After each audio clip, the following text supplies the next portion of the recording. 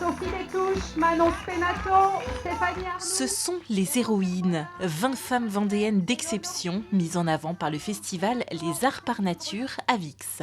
On a diligenté une enquête auprès de 5000 personnes et on en a trouvé 60. 60 ont pu être identifiés et on en a choisi 20 qui nous viennent de toute la Vendée, de 14 à 87 ans, du nord au sud, de l'est à l'ouest et qui sont toutes pionnières ou premières dans leur domaine.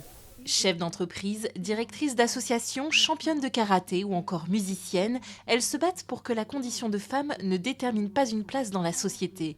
Alors étudiante, Sophie Georges-Hermenrault s'est retrouvée propulsée à la tête d'une entreprise après le décès brutal de son père. Elle est aujourd'hui présidente du MEDEF et mère de 6 enfants. Ah, ça n'a pas été facile, c'est sûr. J'avais 23 ans, donc j'étais jeune, j'étais une femme.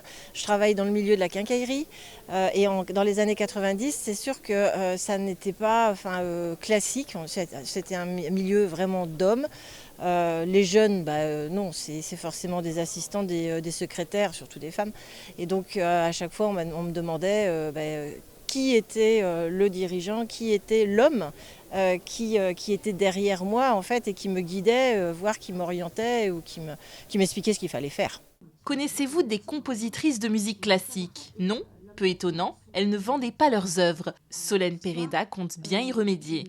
Si je prends les compositeurs, Mozart, Chopin, je reviens toujours un peu à nos grandes figures, on les connaît pourquoi? Eh bien parce qu'ils ont des tubes. S'ils rentrent dans la postérité, justement, c'est parce que le tout public va avoir quelques œuvres comme la Lettre à Élise, la Marche turque de Mozart, etc., des œuvres en tête.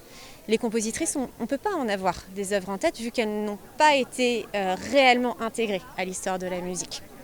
Moi, l'idée, c'est de trouver dans leur corpus, dans l'ensemble de leurs œuvres, des œuvres qui vont être parlantes pour tous, qui vont être universelles et qui vont, de par leur universalité, les faire rentrer dans la musique, on va dire, que l'on écoute tous les jours.